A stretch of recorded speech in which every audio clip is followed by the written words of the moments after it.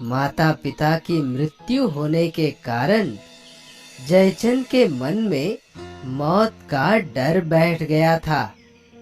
जयचंद कभी मरना नहीं चाहता था। मरने के डर से वो हमेशा किसी न किसी मांत्रिक या ज्योतिष के पास चला जाता। ये लो बच्चा, इस तावीज को पहनने से मौत तुम्हारे करीब नहीं आएगी। जयचंद कहीं आने जाने से भी डरता था, न जाने कब मौत का सामना हो जाए। रात में जयचंद को डरावने सपने आते थे। सपने में साक्षात यमदेव उसके दरवाजे पर आते और उसे अपने साथ ले जाते। जयचंद बेचारा यही सोचता रहता कि काश मैं कभी भी न मरूं। जयचंद के साथ उसका एक कुत्ता शेरू रहता था। शेरू जयचंद का इकलौता सहारा था। वो उसे बहुत प्यार करता और उसका अच्छे से ख्याल रखता। अरे अरे, कहाँ भाग रहे हो शेरू? कहीं तुम्हें कुछ हो गया तो? रुको, तुम्हें अब बांध कर ही रखता हूँ। एक दिन घर का दरवाजा किसी ने खटखटाया। जयचंद डर गया। उसे लगा कहीं यमदेव तो नहीं आए। जल तू जलाल तू, आई भला को टाल तू। जयचंद ने दरवाजा खोला। बाहर एक तेजस्वी साधु पुरुष थे। साधु महाराज बोले, हे भले आदमी, मैं हिमालय से लौटा साधु हूँ। बहुत दूर की यात्रा पर निकला हूँ। तो क्या आज रात मैं तुम्हारे घर विश्राम कर सकता हूँ? कल सुबह मैं आगे की यात्रा का प्रारंभ करूँगा। हे साधु महाराज, आप मेरे घर विश्राम करेंगे, ये तो मेरा सौभाग्य होगा। आइए, अंदर आइए। साधु महाराज, आप थोड़ी देर आराम कीजिए, मैं आपके लिए भोजन का प्रबंध करता हूँ। जयचंद ने अपने हिस्से का खाना साधु महाराज को दे दिया। महाराज ने वो खाना खुशी से खा लिया। जयचंद ने साधु महाराज की बहुत मन से सेवा की। दूसरे दिन सुबह साधु महाराज निकलने से पहले जयचंद से बोले, जयचंद, तुमने मेरी बहुत सेवा की। मुझे रहने के लिए जगह दी, सोने की और भोजन की व्यवस्था भी तुमने की। मैं तुम पर प्रसन्न हुआ। तुम्हारी कोई भी एक इच्छा मैं पूर्ण करूंगा। तुम जो चाहते हो वो मांगो। साधु महाराज, क्या आप मेरी कोई भी इच्छा पूरी कर सकते हैं? हाँ जयचंद, इस शक्ति से मैं तुम्हारी कोई भी एक इच्छा पूरी कर सकता हूँ। साधु महाराज, मुझे ऐसा वर दीजिए जिससे मैं कभी भी न मरूं। अरे जयचंद, मृत्यु पर किसी का अधिकार नहीं होता। एक ना एक दिन हरेक को मृत्यु की ओर जाना होता है। इसलिए ये इच्छा मैं पूरी नहीं कर सकता। तुम कोई और वरदान मांग लो।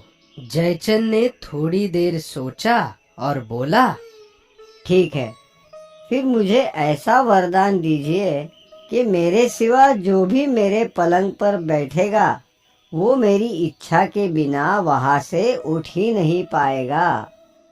साधु महाराज को इसमें कुछ भी गलत नहीं लगा। उन्होंने कहा, तथास्तु। साधु महाराज से ये वर पाकर जयचंद खुश हो गया। उसने सोचा, साधु महाराज ने दिया हुआ वर सच में काम करता है कि नहीं, एक बार आजमा के देखता हूँ। जयचंद ने शेरू को पकड़ के पलंग पर बिठा दिया। शेरू ने वहां से उठने की और भागने की बड़ी कोशिश की, मगर वो पलंग से उठ नहीं सका। अब कैसे भागोगे शेरू? मेरी मर्जी के बगैर तुम यहाँ से हिल भी नहीं सकते। ऐसे ही कई साल बीत गए। एक बार शेरू बुरी तरह से जख्मी हो गया। जयचंद ने उसकी मलहम पट्टी करवाई, उसे दवाइयाँ भी दी, मगर दिन ब दिन शेरू की तबीयत खराब होती गई। हे भगवान, क्या शेरू मरने वाला है? शेरू की तबीयत बिगड़ने से जयचंद परेशान था। वो खाना खाए बगैर ही सो गया। तभी दरवाजे पर दस्तक हुई। जयचंद ने दरवाजा खोला तो साक्षात यमदेव आए थे। जयचंद, मैं तुम्हें लेने आया हूँ। पृथ्वी पर तुम्हारा समय अब खत्म हुआ। चलो मेरे साथ। वो डर से कांपने लगा। कौन हो तुम और मुझे कहाँ ले जाना चाहते हो? यमदेव मुस्कुराकर बोले, मुझे पहचाना नहीं? मैं यमदेव हूँ। पृथ्वी पर जिनका जीवन समाप्त हो जाता है, मैं उन्हें यहाँ से ले जाता हूँ। ये सुनकर जयचंद डर से कांपने लगा।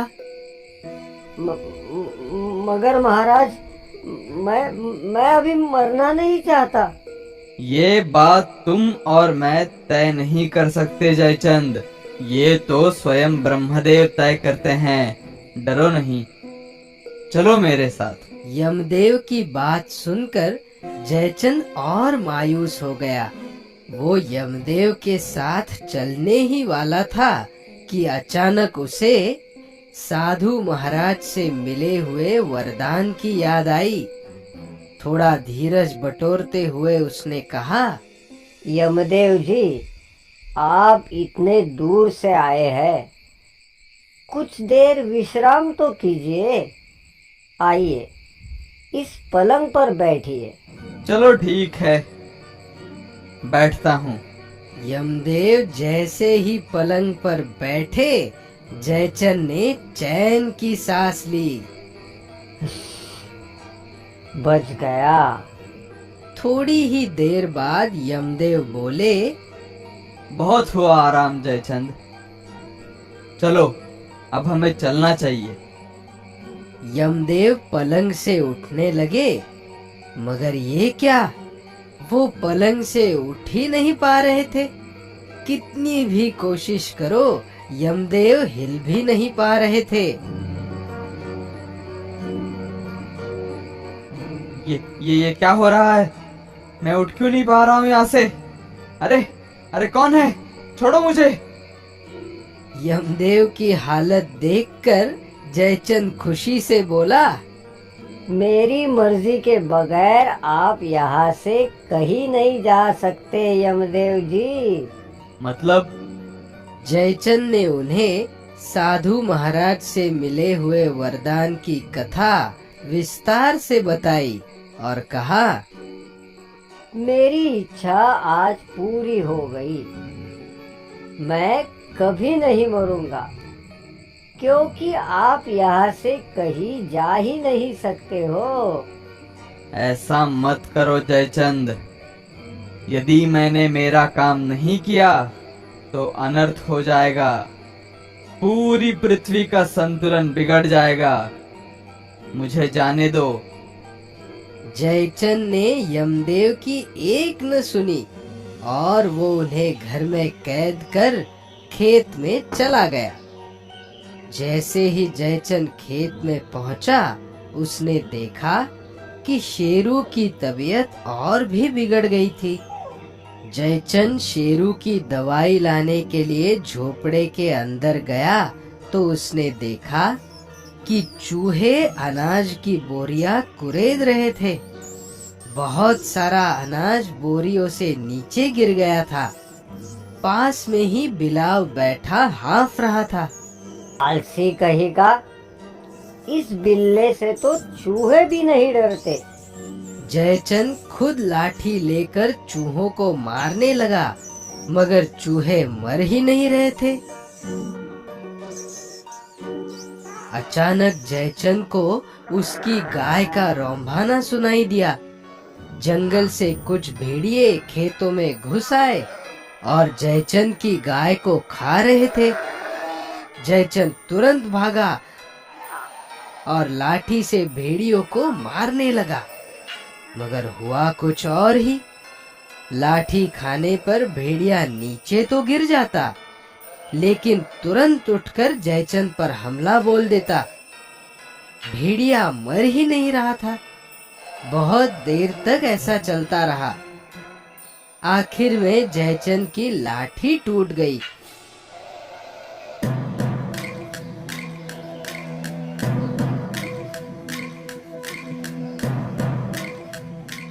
जयचंद ने आसपास देखा तो जंगल के और भी जानवर गांव में घुस आए थे। सारे गांव वाले उनसे जान बचाकर इधर उधर भाग रहे थे। ये देखकर जयचंद बहुत डर गया और शेरू को लेकर भेड़िए से जैसे तैसे जान बचाकर भागते हुए घर आया। दरवाजा लगाकर हांफने लगा। यमदेव वही पलंग पर बैठे तिलमिला रहे थे। जयचंद को देखकर उन्होंने पूछा, क्या हुआ जयचंद, हाफ क्यों रहे हो? सब खैरियत तो है ना? क्या बताऊं महाराज। जयचंद ने सारी हकीकत यमदेव को बता दी। यमदेव बोले, मैंने तुमसे कहा था ना कि अगर मैंने मेरा काम नहीं किया तो पूरी पृथ्वी का संतुलन बिगड़ जाएगा। तुमने मुझे यहाँ